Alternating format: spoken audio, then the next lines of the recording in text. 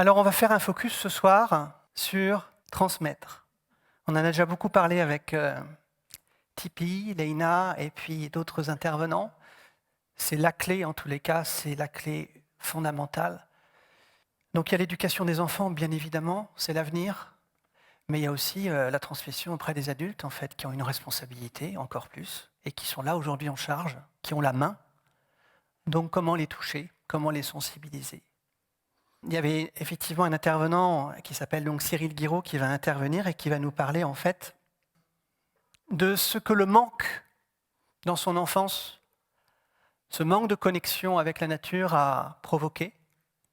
Je suis très content de l'accueillir parce qu'il y a une histoire depuis un an avec l'Arbre aux étoiles qu'il a fondé avec sa femme, Maïlis, et l'école, qui est aussi un projet qui leur tient à cœur et dont ils nous parleront, j'espère, à la prochaine édition des dialogues.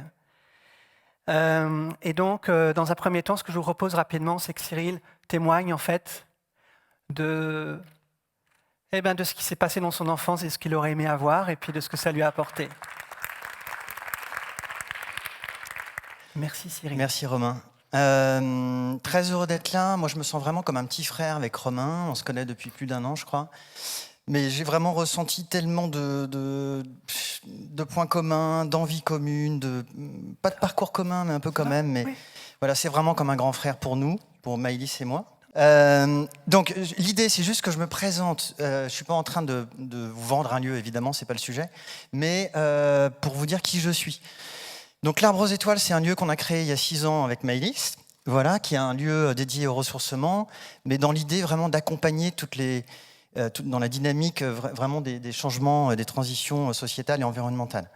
Ça veut dire quoi? Ça veut dire autant proposer des stages de chamanisme, de permaculture, d'accueillir aussi des entreprises en économie sociale et solidaire, de yoga, de pratiques énergétiques, de pouvoir se retrouver soi, et donc de communication animale. Alors je ne sais pas si elle a zappette. Ah oui, voilà, très bien. Il y a un documentaire qui a été tourné, donc Parler avec les animaux, Corinne Dupéra en a fait partie. Donc il y a une partie qui a été tournée là-bas. On a fait des stages de Horses and Coaching, donc c'était juste avant, mais c'est pas grave. Voilà, et on a accueilli le Festival du Peuple Animal, qui est aussi le petit frère des dialogues d'aujourd'hui. Voilà, moi que je ressens pleinement comme un lien entre ce lieu et ici. On a parlé vraiment d'espace-temps, expansé, etc. Voilà, moi ce lieu, pour moi, il est présent ici. Et il aide aussi à alimenter tout ça. Alors on peut passer la slide d'après. On a aussi co-créé une école alternative. Donc c'est surtout Maïlis, hein, je rends honneur à elle parce que c'est vraiment elle qui a porté ce projet. C'est pas évident dans le contexte qu'on peut connaître aujourd'hui de mener ce type de projet. Voilà, l'idée pour nous aussi, c'est on a l'envie aussi de pouvoir proposer des stages de communication animale pour les enfants. L'idée, c'est que ça soit adapté pour eux, évidemment, en toute simplicité. Je rejoins Frédéric Pichard là-dessus. Voilà, donc vraiment toute simplicité. Je pense qu'on n'a pas vraiment le temps que je dise tout ça, mais sachez qu'en tout cas, il y a cette motivation et cette envie, et qui fait écho forcément à la personne que je suis. Je crois qu'on transmet que qui on est. On ne peut pas transmettre autre chose de qui on est. Ça n'existe pas, ou alors ça ne tient pas. Donc moi, dans mon parcours, j'ai été dans une famille tout à fait aimante, équilibrée.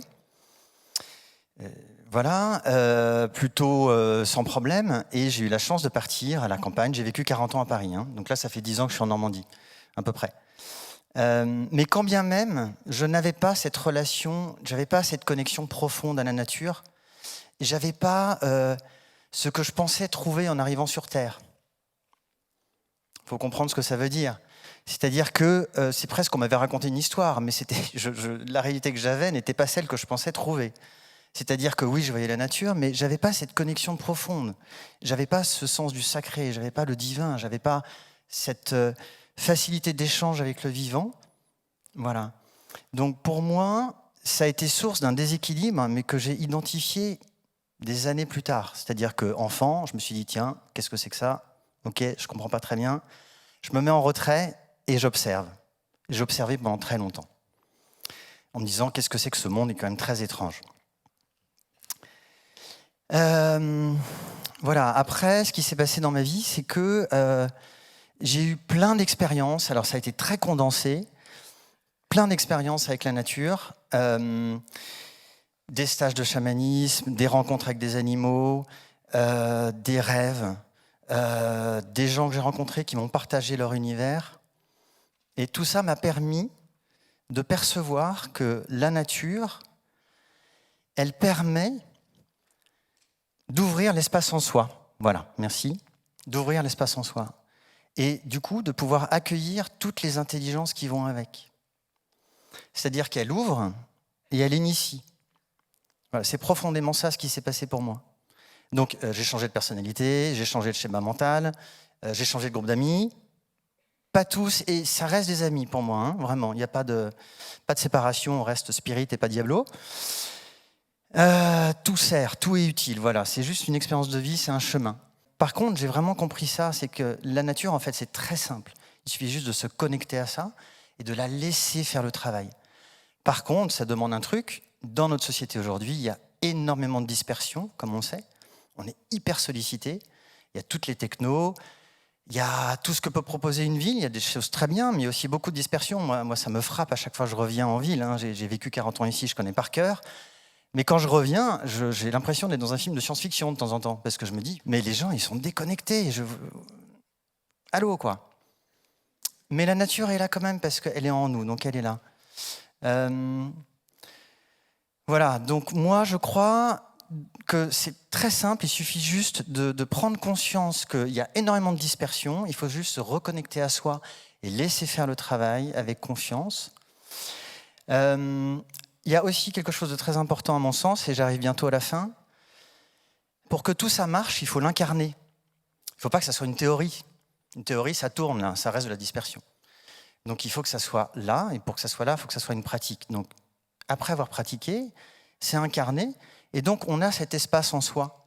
Vous avez bien vu aujourd'hui, quand Léina, Tipeee, plein d'autres nous parlent, là on est plein de leurs espaces à eux, mais qui maintenant ce sont les nôtres. Donc on est plein de ces espaces. Et c'est ça qui est juste magnifique dans notre condition d'être humain. C'est qu'on peut tout à fait grandir et s'expanser par ces espaces. Et une fois qu'on a ces espaces, on peut les partager aux autres. Donc les autres vont recevoir ces espaces. Vous, quand vous allez revenir chez vous, et les jours qui vont suivre, et j'espère toute votre vie, vous allez continuer à expanser ça.